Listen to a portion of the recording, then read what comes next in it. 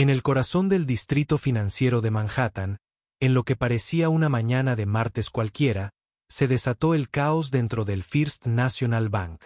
Ladrones armados irrumpieron por las puertas de cristal, con las armas desenfundadas, transformando el vestíbulo de mármol en una zona de guerra. Entre los aterrorizados rehenes se encontraba Sarapina Miles, la directora ejecutiva de 34 años de una firma de inversión multimillonaria. Ahora con un cuchillo en la garganta. Afuera, 4 policías se burlaban de un padre soltero que se atrevió a pedir permiso para entrar y ayudar. Pensaban que Arthur Cain era solo otro tonto con ansias de morir. Pero en cuestión de minutos, mientras este modesto mecánico neutralizaba sistemáticamente a cada delincuente armado con precisión letal, todos descubrirían la verdad que lo cambiaría todo. No era solo un ciudadano preocupado. Era un ex-seal de la Marina. Arthur Cain medía 1,88 metros, con sus anchos hombros ligeramente encorvados tras años de estar inclinado sobre motores de coches en su taller mecánico. A los 36 años, su cabello castaño oscuro comenzaba a mostrar mechones de canas en las sienes, un envejecimiento prematuro debido al peso de la pérdida que cargaba. Sus profundos ojos azules reflejaban una tristeza perpetua que solo se disipaba al mirar a su hija de 7 años, Evelyn. Ella era ahora su mundo entero. La única razón por la que se despertaba cada mañana y aguantaba otro día de trabajo agotador en Queens. Las manos callosas que antes manejaban armas de uso militar ahora pasaban los días cubiertas de aceite de motor, arreglando transmisiones rotas y pastillas de freno desgastadas para clientes que apenas conocían su nombre. Habían pasado 5 años desde que el cáncer le arrebató a su esposa, Rebecca, dejando a Arthur solo en la monoparentalidad. La transición de agente militar de élite a mecánico civil no había sido su elección, sino una necesidad. La larga batalla de Rebecca contra el linfoma había agotado sus ahorros, obligando a Arthur a dejarlo SEAL y aceptar cualquier trabajo que ofreciera un horario estable y seguro médico. Las prestigiosas medallas y condecoraciones de su servicio en Afganistán e Irak ahora yacían enterradas en una caja de zapatos debajo de su cama, reliquias de una vida de la que rara vez hablaba. Ni siquiera Evelyn conocía el alcance del pasado militar de su padre. Para ella, papá era simplemente el hombre que preparaba los mejores panqueques los domingos por la mañana y le leía cuentos antes de dormir sobre valientes princesas que salvaban reinos. Esa mañana había comenzado como cualquier otra. Arthur había trenzado el cabello dorado de Evelyn en su peinado favorito, una sencilla coleta con una cinta azul a juego con su uniforme escolar. Habían desayunado juntos en la pequeña mesa de la cocina, huevos revueltos y tostadas, mientras ella charlaba sobre su próximo proyecto de ciencia sobre animales marinos. A Arthur no se le escapó la ironía de que su hija, que nunca lo había visto de uniforme, hubiera heredado su fascinación por el mar. Tras dejarla en la escuela primaria St. Mary's, se dirigió al First National Bank para depositar las ganancias mensuales de su tienda, una modesta suma que cubriría el alquiler y la compra, con poco sobrante. El interior del banco relucía con una prosperidad que Arthur jamás tocaría. Los suelos de mármol reflejaban lámparas de araña de cristal, y los escritorios de caoba albergaban asesores financieros y miles de trajes. Se sentía fuera de lugar con sus vaqueros desgastados y su camisa de franela desteñida, aferrándose a un comprobante de depósito arrugado como si fuera un salvavidas. La fila de cajeros avanzaba lentamente, lo que le daba tiempo para observar a la multitud matutina de banqueros de inversión, beneficiarios de fondos fiduciarios y ejecutivos corporativos que dirigían sus negocios con eficiencia practicada. Sarapina Miles entró al banco a las 9:15 en punto. Su presencia atrajo la atención de inmediato. Su traje rojo a medida le había costado más de lo que Arthur había ganado en 3 meses, y su cabello rubio caía en ondas perfectas sobre sus hombros. Como directora ejecutiva de Sterling Capital Management, había forjado su reputación a base de riesgos calculados y negociaciones con voluntad de hierro. Pero bajo esa apariencia refinada se escondía una mujer que entendía profundamente la lucha. Había crecido en hogares de acogida, se había abierto camino en Colombia con becas y nunca olvidó a quienes la habían ayudado en el camino. 5 años atrás, su fundación benéfica había cubierto los costos del tratamiento experimental de Rebecca Cain cuando el seguro se negó. Aunque el tratamiento finalmente fracasó, la generosidad de Sarapina le había dado a la familia Cain 6 valiosos meses adicionales juntos. Arthur la reconoció de inmediato. Aunque nunca se habían conocido formalmente, había visto su fotografía en la carta de agradecimiento de su fundación y memorizado la firma al pie del cheque que le había dado a su esposa más tiempo. Al verla cruzar el vestíbulo del banco con paso decidido y seguro, sintió una opresión familiar en el pecho, una gratitud mezclada con el dolor fantasma de la pérdida. Ella estaba allí para cerrar una adquisición de $50 millones, un acuerdo que ampliaría el alcance de su empresa a los mercados internacionales.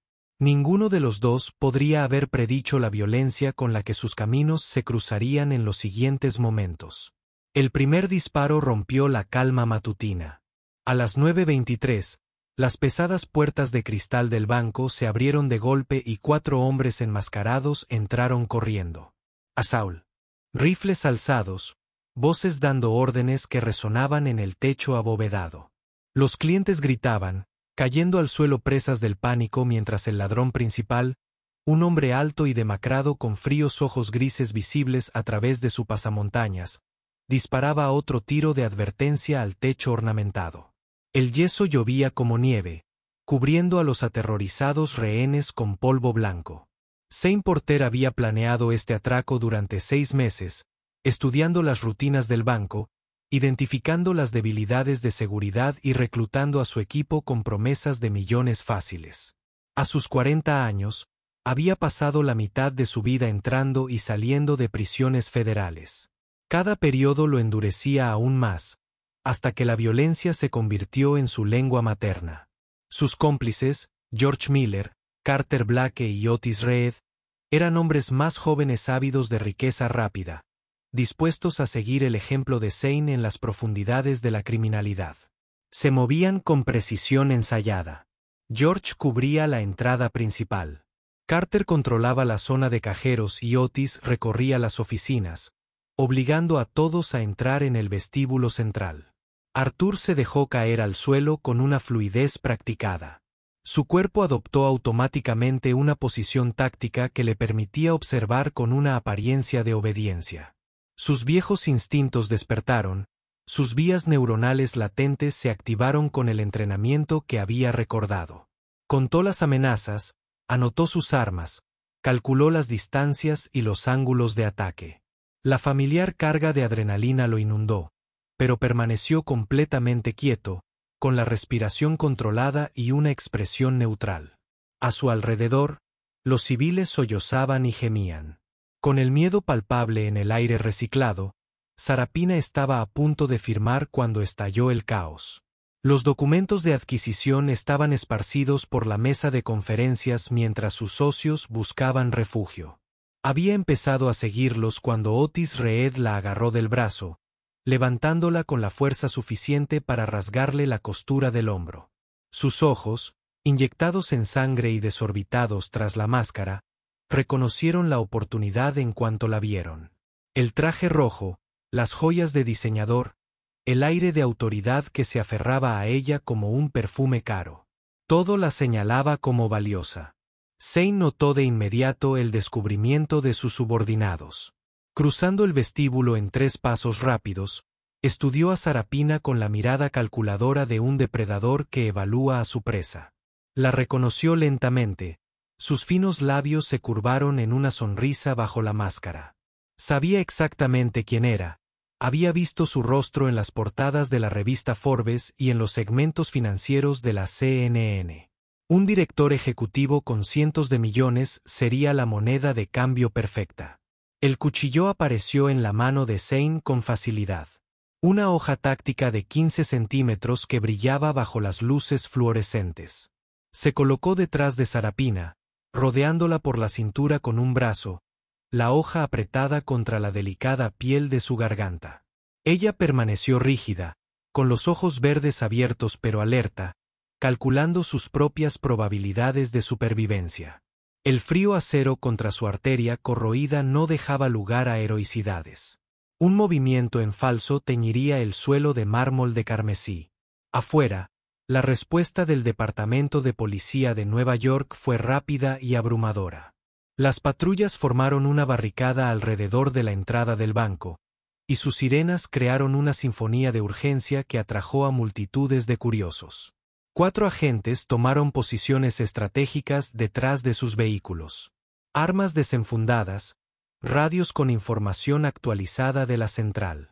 Clinton Hayes, Finn Douglas, Ronnie Clark y Leo Turner eran policías jóvenes, ninguno mayor de 28 años, ansiosos por demostrar su valía en lo que podría convertirse en un incidente decisivo para sus carreras. Arthur observó a través de los ventanales del banco, que iban del suelo al techo, como la policía establecía su perímetro. Reconoció su lenguaje corporal, la mezcla de emoción y miedo que caracterizaba a los agentes inexpertos que se enfrentaban a su primera gran crisis. Cuando Zane arrastró a Sarapina al centro del vestíbulo, usándola como escudo humano mientras gritaba exigencias, Arthur tomó una decisión. Levantándose lentamente de su posición entre los rehenes, se dirigió hacia la entrada con calma deliberada. George Miller blandió su rifle hacia el movimiento, con el dedo apretado en el gatillo. Arthur levantó las manos, con voz firme y sin amenazas.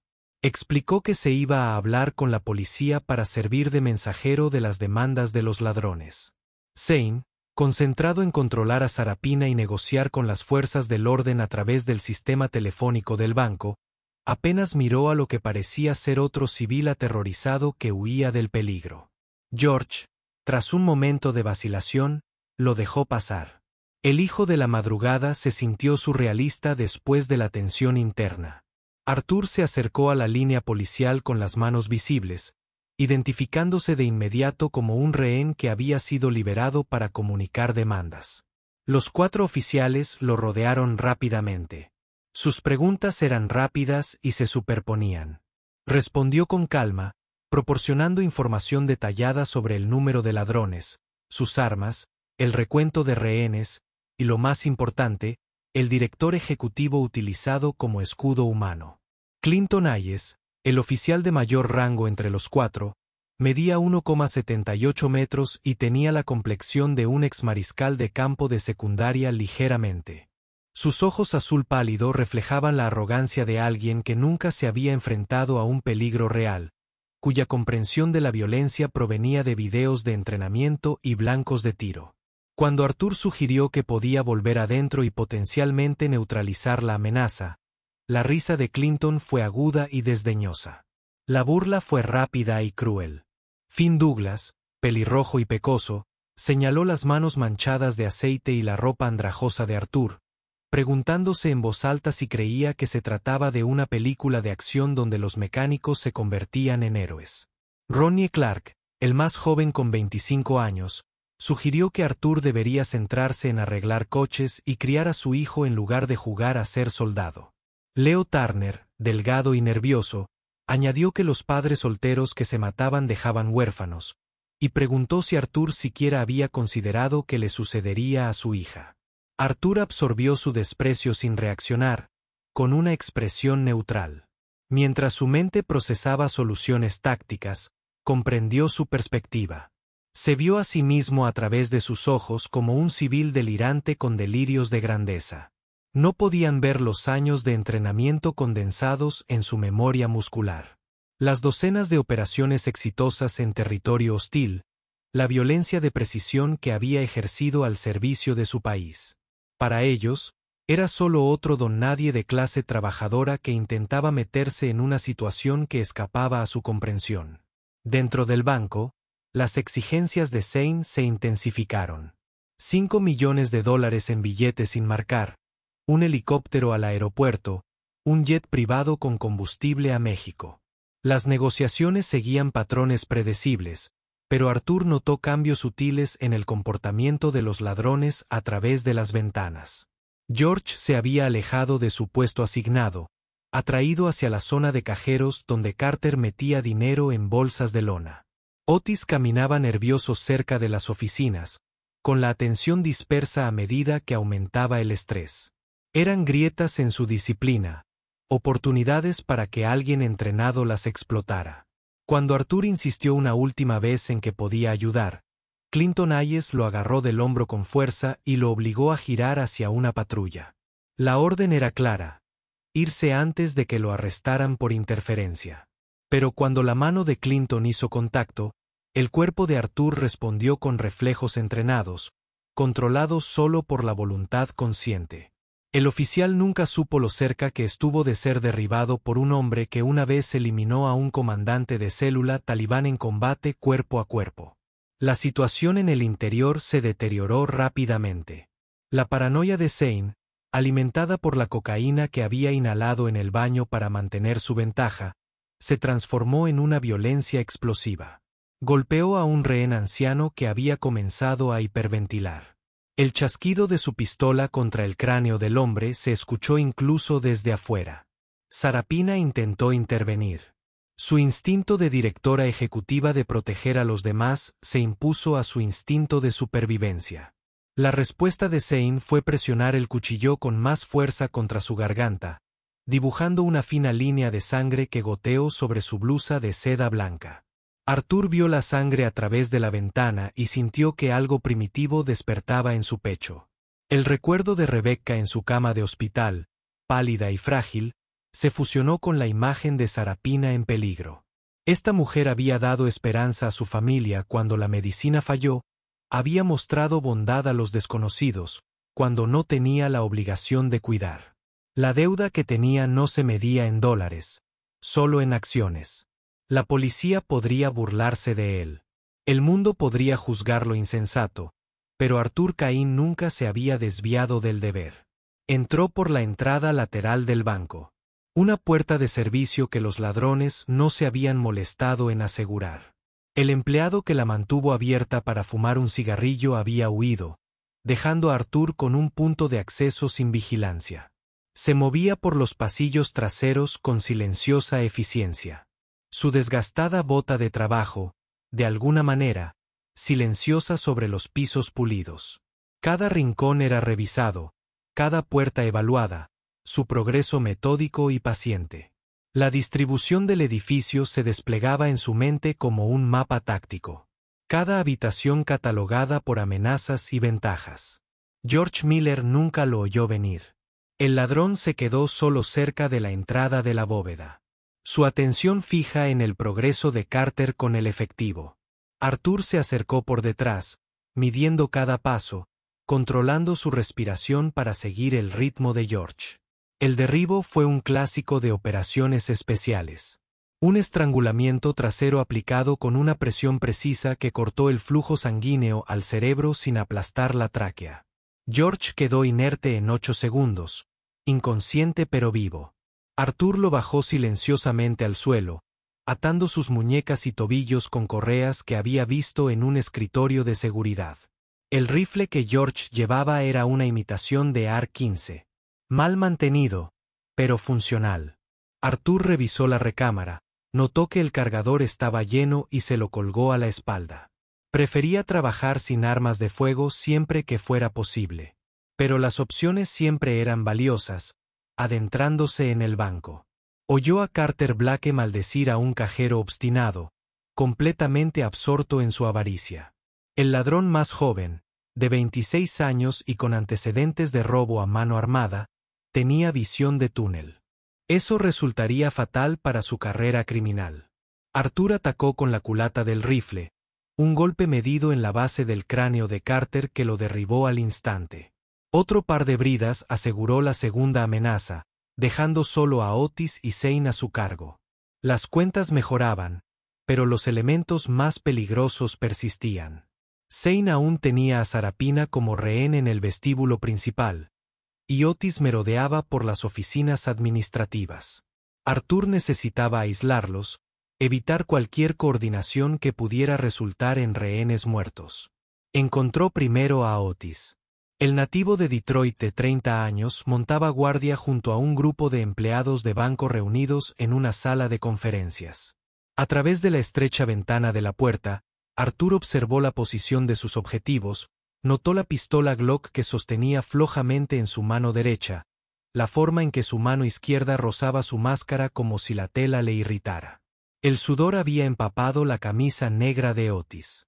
El estrés se manifestaba en una incomodidad física que lo distraía de la vigilancia. La granada aturdidora, sustituta, fue improvisada, pero efectiva. Arthur había notado las luces estroboscópicas de emergencia del banco durante su reconocimiento inicial.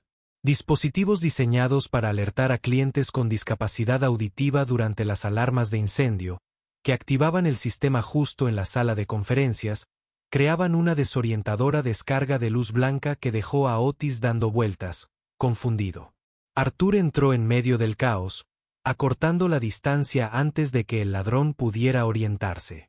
El desarme fue rápido, la Glock se desprendió y se deslizó por el suelo. Otis intentó luchar, lanzando golpes salvajes que Arthur esquivó con un movimiento mínimo antes de asestar un golpe preciso en el plexo solar que lo dobló por la mitad. Un rodillazo posterior en la sien puso fin al enfrentamiento. 3 abajo, 1 restante. Pero Zane Porter era el más peligroso. Un delincuente profesional sin nada que perder y un rehén al que había demostrado estar dispuesto a dañar. Arthur podía oírlo gritar en el vestíbulo principal, con la voz quebrada por la rabia ingerida por las anfetaminas, mientras exigía saber a dónde se había ido su equipo. La policía de afuera había notado la falta de movimiento de los otros ladrones. Su confusión era evidente en el creciente parloteo por radio que Arthur podía oír a través de las delgadas paredes del banco. La voz de Sarapina interrumpió los desvaríos de Zane, tranquila y controlada a pesar de las circunstancias. Intentaba razonar con él, usando tácticas de negociación de las discusiones en la sala de juntas para ganar tiempo. Arthur reconoció la inteligencia en su enfoque. La forma en que se humanizaba al mencionar su propia infancia difícil, creando una disonancia cognitiva en la mente de Zane entre verla como un símbolo de riqueza y reconocerla como una persona que también había luchado. Arthur entró al vestíbulo principal desde el entrepiso superior.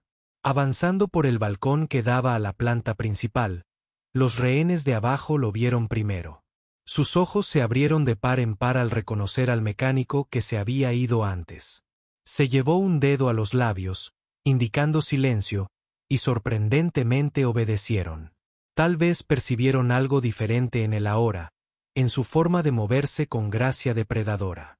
El rifle se sostenía con profesional familiaridad. Zane estaba de espaldas a la ventanilla. Sarapina se apretaba contra él, con el cuchillo aún en la garganta. Su mano libre sostenía una pistola de 9 milímetros que oscilaba entre apuntar a los rehenes y a la entrada por donde la policía podría colarse. Llevaba la máscara subida hasta la frente, revelando un rostro demacrado, marcado por tatuajes de prisión y piel marcada por la metanfetamina. Sus ojos grises miraban fijamente, paranoicos y peligrosos. La distancia desde el entrepiso hasta la posición de Zane era de aproximadamente 9 metros, con un desnivel de 4,5 metros. Arthur calculó trayectorias y fuerzas de impacto con la misma parte de su cerebro que antaño había calculado disparos de francotiradores en las cordilleras afganas. El rifle sería demasiado pesado para lo que planeaba. Lo dejó a un lado en silencio, se preparó para una aproximación que habría parecido imposible a los burlones oficiales del exterior. Saltó la barandilla del entrepiso con un movimiento fluido, cayendo hacia Zane con precisión controlada. El ladrón oyó el movimiento y comenzó a girar, pero Arthur ya estaba a punto de caer. Aterrizó detrás de Zane, absorbiendo el impacto con las rodillas dobladas mientras apartaba la mano que sostenía el cuchillo de la garganta de Sarapina. La hoja resonó contra Marvel mientras el impulso de Arthur los lanzaba a los tres al suelo. Zane Porter luchó con la ferocidad de un animal acorralado. Su pistola giró hacia la cabeza de Arthur, pero el esello ya le había agarrado el brazo, usando el codo de Zane como punto de apoyo para soltarlo. El arma se disparó una vez. La bala impactó en una lámpara de araña y esparció fragmentos de cristal. Los rehenes gritaron y se dispersaron, pero Arthur permaneció concentrado en controlar la amenaza.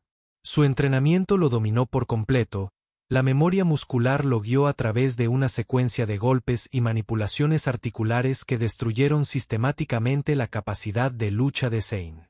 El enfrentamiento duró 43 segundos, pero para él, parecieron horas. Zane intentó morder, arañar, dar cabezazos, todos los trucos sucios aprendidos en patios de prisión y peleas callejeras. Arthur contrarrestó cada intento con una eficacia clínica, sin usar nunca más fuerza de la necesaria, pero sin dudar en infligir el dolor necesario para su sumisión. Cuando Zane finalmente quedó inerte, inconsciente por un estrangulamiento similar al que usó con George, Arthur mantuvo la llave durante 3 segundos más para asegurarse de que no reviviera de inmediato. Sarapina se había apartado rodando durante el forcejeo, con la mano presionada contra el corte superficial de su garganta. Miró a Arthur con una mezcla de sorpresa y creciente reconocimiento, no de su rostro, que nunca había visto antes, sino de su capacidad, su forma de moverse, la precisión de la violencia ejercida con un control quirúrgico, que hablaba de un entrenamiento mucho más allá de cualquier curso de defensa personal civil. Sus ojos verdes escrutaron los azules de él, buscando respuestas a preguntas que aún no se había formulado. Afuera, los 4 oficiales observaban el enfrentamiento a través de las ventanas del banco con creciente incredulidad. La sonrisa arrogante de Clinton Hayes se había desvanecido, reemplazada por un asombro boquiabierto. Finn Douglas parpadeaba sin parar, como si intentara aclarar su visión. Incapaz de conciliar al mecánico manchado de aceite del que se habían burlado con el operador profesional que acababa de neutralizar a 4 criminales armados. La mano de Ronnie Clark se había movido inconscientemente hacia su propia arma. Reconociendo en los movimientos de Arthur un nivel de destreza en combate que superaba cualquier entrenamiento policial, Leo Turner fue el primero en hablar. Su voz, apenas un susurro, transmitía profundo respeto y vergüenza. Ese hombre es un SEAL de la Marina. Tiene que serlo. Nadie más se mueve así. Las palabras flotaban en el aire mientras llegaban los vehículos del SWAT. Oficiales tácticos vestidos de negro salían de camiones blindados con precisión ensayada. Irrumpieron en la entrada del banco, esperando resistencia, pero solo encontraron a Arthur Kahn, de pie tranquilamente en el centro del vestíbulo, con las manos en alto y visibles, rodeado de rehenes ilesos y criminales inconscientes.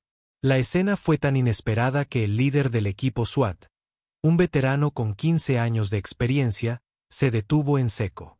La identificación de Arthur fue profesional y precisa. El ex-Navy SEAL, Equipo 3, recientemente separado, había neutralizado las 4 amenazas con fuerza no letal. Proporcionó su número de servicio, el nombre de su antiguo oficial al mando, detalles que pudieron verificarse rápidamente.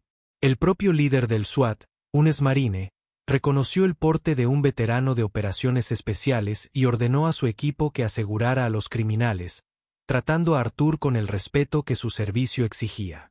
El resultado fue un caos controlado.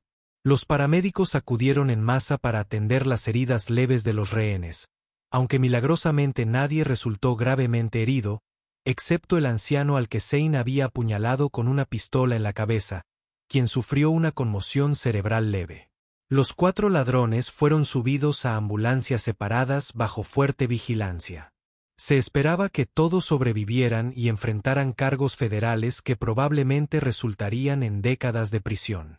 Sarapina rechazó el tratamiento médico para su herida en la garganta, insistiendo en que era superficial. En cambio, se abrió paso entre la multitud de socorristas para llegar hasta Arthur, quien estaba prestando declaración a un detective. Esperó a que se hiciera una pausa en el interrogatorio y luego dio un paso al frente con la serena determinación que había construido su imperio. Pero cuando habló, su voz transmitía una emoción que subordinados y rivales nunca habían escuchado del legendario director ejecutivo. «Me salvaste la vida», dijo, tocando inconscientemente con los dedos el vendaje que un paramédico había insistido en aplicar. «Hace 5 años, intenté salvar la vida de tu esposa. Fracasé. Pero hoy, tú triunfaste donde yo no pude. Me diste lo que yo no pude darte». El tiempo, la compostura de Arthur, mantenida a través del combate y el interrogatorio, finalmente se quebró. Sus ojos brillaron con lágrimas contenidas al sentir el peso de sus palabras. Pensó en Rebecca, en los meses extra que la caridad de Sarapina le había proporcionado, en los cuentos para dormir y las celebraciones de cumpleaños que no habrían existido sin la bondad de esta mujer. El círculo de deuda y gratitud se había cerrado de la manera más inesperada. Los medios llegaron como langostas. Camionetas de noticias, reporteros desorganizados y equipos de cámara que habían estado monitoreando los escáneres de la policía. La historia era irresistible para los ciclos de noticias de 24 horas ávidos de héroes. Un padre soltero de clase trabajadora, un ceal de la Marina que había renunciado a su carrera para cuidar de su esposa moribunda, había detenido sin ayuda un robo a un banco y salvado a uno de los directores ejecutivos más exitosos de Nueva York. La narrativa se escribió sola, con arcos de redención y simbolismo del sueño americano. Pero Arthur no quería saber nada de eso. Cuando los periodistas le acercaban los micrófonos, repetía la misma frase con silenciosa firmeza. Había hecho lo que tenía que hacer, nada más. Tenía que recoger a una hija del colegio, una tienda que atender, facturas que pagar. Las preocupaciones cotidianas de su vida no habían cambiado porque había regresado brevemente a su antigua profesión. Todavía estaba. Solo un mecánico de Queens intentando criar a su hijita, ¿verdad? Los 4 oficiales que se burlaban de él estaban agrupados cerca de sus patrullas. Incapaz de mirarlo a los ojos cuando pasó, Clinton Hayes empezó a hablar, quizá para disculparse, pero Arthur continuó sin responder. No sentía enojo hacia ellos, solo una comprensión cansada de que juzgar era fácil para quienes nunca habían sido examinados. Su vergüenza sería castigo suficiente. Una lección de humildad que algún día podría salvar vidas. Cuando aprendieron a ver más allá de las apariencias, Evelyn estaba esperando en el programa extraescolar cuando Arthur llegó, pintando un dibujo de delfines que mostró con orgullo para su aprobación. Charló sobre su día mientras él la registraba. Ajena al drama que se había desatado mientras ella aprendía las tablas de multiplicar y practicaba la escritura cursiva. Arthur le apretó la mano con más fuerza que de costumbre mientras caminaban hacia su camioneta. Una Ford destartalada que había visto décadas mejores, pero que aún funcionaba de forma fiable. El viaje a casa se vio interrumpido por el teléfono de Arthur, que sonaba constantemente. Ignoró números desconocidos con fingida indiferencia. La noticia del robo se había extendido por las redes sociales como un reguero de pólvora. Vídeos de rehenes grabados con celulares, creando contenido viral que dominaría las noticias durante días. El nombre de Arthur Kane fue tendencia nacional, y luego mundial, a medida que las distintas zonas horarias se familiarizaban con la historia del humilde héroe que había surgido del anonimato para salvar el día. 3 días después, Sarapina Miles estaba frente al taller mecánico de Arthur en Queens. Su presencia era tan discreta como un diamante en una mina de carbón. Llevaba vaqueros y un suéter sencillo, un intento de vestimenta informal que, aun así, parecía caro en su elegante figura. El taller estaba cerrado. El domingo era el único día libre de Arthur, pero podía oír voces desde el apartamento de arriba, donde vivía la familia Cain. Subió las estrechas escaleras y llamó. Esperó, volvió a llamar. Arthur abrió, con un delantal con flores. Evelyn se asomaba por detrás de sus piernas con curiosidad. El olor a galletas horneadas entraba por la puerta, con chispas de chocolate por el aroma, probablemente hechas desde cero dada la flor en las manos de Arthur. La escena doméstica era tan diferente de la violencia de su último encuentro, que Sarapina tuvo que recalibrar el discurso que había preparado. La conversación que siguió fue cuidadosa. Ambos adultos eran conscientes de que la niña escuchaba, con la intensa concentración que empleaban los niños cuando percibían que se discutían asuntos importantes de adultos. Sarapina explicó que había venido a agradecerle como es debido, lejos de cámaras y declaraciones policiales. Mencionó un fondo fiduciario que quería establecer para la educación de Evelyn, un pequeño gesto comparado con lo que Arthur había hecho. Habló de deudas y gratitud, de círculos que se cerraban y nuevos capítulos que comenzaban. La negativa de Arthur fue suave pero firme. No necesitaban nada de ella, ninguna recompensa por hacer lo que su conciencia exigía. Pero Evelyn, audaz, con la inocencia de la infancia, intervino con una petición que sorprendió a ambos adultos. Quería ver la oficina de la señorita Sarapina, el alto edificio que había visto en televisión, tal vez aprender sobre negocios, matemáticas y los fundamentos del funcionamiento de las empresas. Su padre arreglaba coches, pero tal vez ella podría arreglar empresas algún día. Ayudar a la gente como lo hacía la señorita Sarapina. La sencillez de la ambición infantil, sin la contaminación de la conciencia de clase ni las barreras sociales, rompió la incomodidad. Sarapina rió. Un sonido genuino que transformó su rostro, de una armadura corporativa a calidez humana. Aceptó de inmediato, sugiriendo el próximo sábado una visita guiada, y quizás un almuerzo después en un restaurante que servía el mejor pastel de chocolate de Manhattan. El grito de alegría de Evelyn zanjó el asunto antes de que Arthur pudiera objetar. Durante las semanas siguientes, las visitas de los sábados se convirtieron en rutina. Sarapina llegaba al taller con ropa cada vez más informal.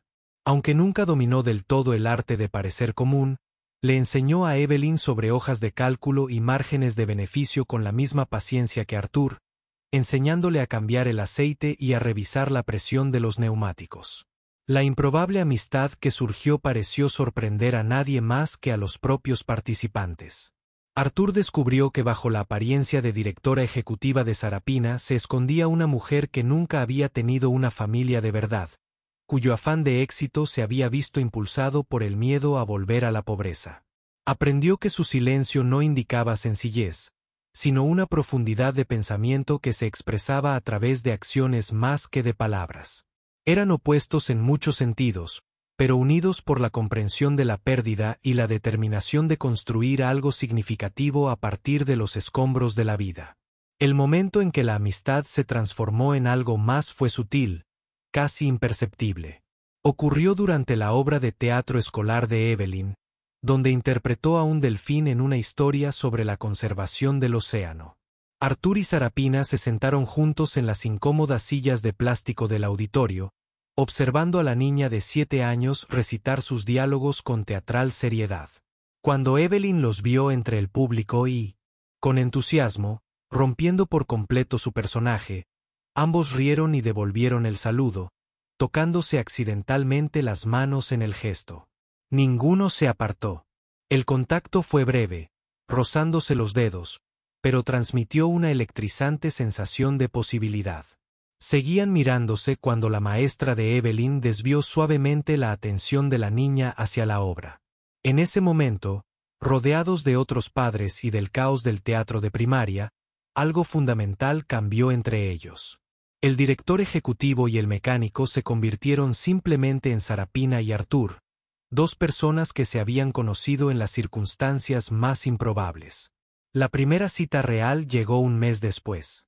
Cenaron en un pequeño restaurante italiano en el barrio de Arthur, en lugar de en cualquiera de los establecimientos con estrellas Michelin que Sarapina frecuentaba. Llegó en metro en lugar de en su coche habitual. Al enterarse de que Arthur valoraba la autenticidad por encima de la impresión, hablaron hasta que el restaurante cerró. El dueño finalmente intervino con humor amable sobre otros clientes a los que le gustaría atender algún día. Hablaron de todo y de nada. La conversación fluía con sorprendente facilidad. Sarapina compartía historias de juntas directivas que eran tan desconocidas para Arthur como sus relatos de Afganistán lo eran para ella. Sin embargo, bajo las diferencias superficiales, descubrieron valores compartidos sobre la lealtad, la dedicación y la importancia de proteger a quienes no podían protegerse a sí mismos. Ambos habían sido moldeados por la pérdida como personas que comprendían la fragilidad de la vida y el valor de las segundas oportunidades inesperadas. La relación que se desarrolló se complicó por sus mundos diferentes.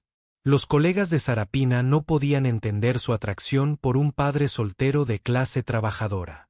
Los clientes de Arthur en la tienda bromeaban sobre él saliendo con personas de un nivel superior al suyo, aunque nunca con malicia ni en su cara tras ver su silenciosa intensidad.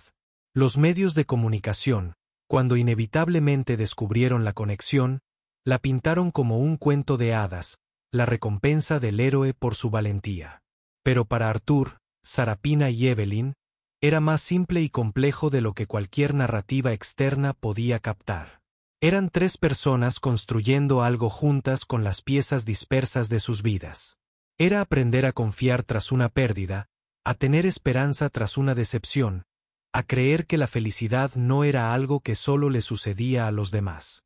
Era Evelyn teniendo a alguien con quien hablar sobre las cosas de chicas que desconcertaban a su padre, Arthur encontrando una pareja que entendía la ambición, aunque se expresara de forma diferente, y Sarapina descubriendo que el éxito no significaba nada sin alguien con quien compartirlo. 6 meses después del robo al banco, se reunieron en el lugar donde Sarapina estaba lanzando una nueva fundación benéfica. Una se centraba en apoyar a los veteranos en su transición a la vida civil. Arthur se había resistido a ser la cara visible de la organización, pero Sarapina lo convenció de que su historia podía ayudar a otros que habían luchado con los mismos desafíos. Los 4 policías que se burlaron de él ese día estaban presentes, convertidos en defensores inesperados del programa tras su humillante experiencia. Clinton Hayes se acercó durante la recepción, su arrogancia reemplazada por genuina humildad. Se disculpó formalmente, reconociendo que su prejuicio podría haber costado vida si Arthur hubiera escuchado su despido. La disculpa fue aceptada con la misma gracia discreta que Arthur le imponía a todo. No guardó rencor. El pasado quedó en su sitio. El oficial se convertiría más tarde en uno de los partidarios más activos de la fundación, utilizando su historia de error de juicio como herramienta de enseñanza para los reclutas de la Academia de Policía. Al ponerse el sol sobre Manhattan esa noche, tiñendo el cielo de tonos ámbar y rosa, Arthur estaba con Sarapina y Evelyn en el jardín de la azotea del edificio, con la ciudad extendida bajo ellos, millones de vidas entrecruzándose en patrones demasiado complejos para predecir. En algún lugar de esas calles estaba el banco donde la violencia los había unido. Ahora reparado y en funcionamiento, sus suelos de mármol sin rastro de aquella aterradora mañana, Evelyn corrió a explorar el jardín. Su risa se la llevó el viento al descubrir un pequeño estanque con collis. Arthur y Sarapina la observaban, de la mano entrelazada, cómodos en su silencio. Ambos aprendieron que el amor podía llegar de las maneras más inesperadas, que la fuerza no siempre se veía en la superficie y que a veces las mejores cosas de la vida surgían de los peores momentos. El futuro se extendía ante ellos. Incierto como todos los futuros, pero ya no solo, Arthur seguiría al frente de su tienda, encontrando dignidad y un trabajo honesto, enseñándole a su hija el valor del servicio y el sacrificio. Sarapina construiría su imperio aún más alto, pero ahora con alguien que le recordara que el éxito sin conexión era solo una elaborada soledad. Juntos, crearían algo que ninguno de los dos podría haber imaginado al despertar esa mañana de martes común y corriente que se había vuelto todo menos común. Al final, la historia, lo que comenzó con burlas y violencia se había transformado en algo completamente distinto. Se convirtió en un testimonio de las inesperadas formas en que las vidas se entrecruzan. Las deudas que unen a desconocidos en la familia y la valentía necesaria no solo para enfrentarse a criminales armados, sino para abrir corazones marcados por la pérdida a la posibilidad de volver a amar.